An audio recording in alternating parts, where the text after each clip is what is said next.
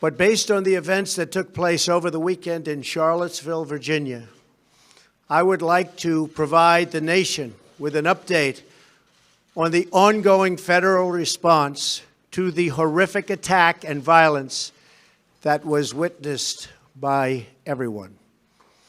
I just met with FBI Director Christopher Wray and Attorney General Jeff Sessions. The Department of Justice has opened a civil rights investigation into the deadly car attack that killed one innocent American and wounded 20 others. To anyone who acted criminally in this weekend's racist violence, you will be held fully accountable. Justice will be delivered. As I said on Saturday, we condemn in the strongest possible terms this egregious display of hatred, bigotry, and violence. It has no place in America. And as I have said many times before, no matter the color of our skin, we all live under the same laws. We all salute the same great flag, and we are all made by the same Almighty God. We must love each other, show affection for each other, and unite together in condemnation of hatred, bigotry, and violence.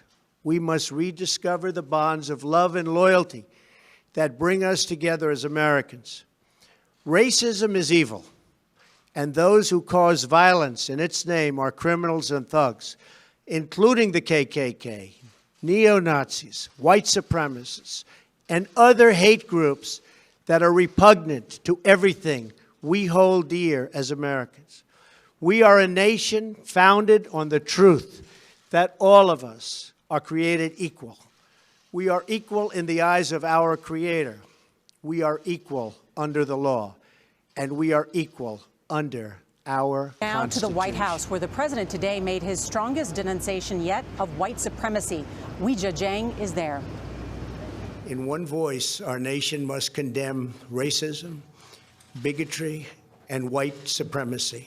President Trump denounced white supremacy today.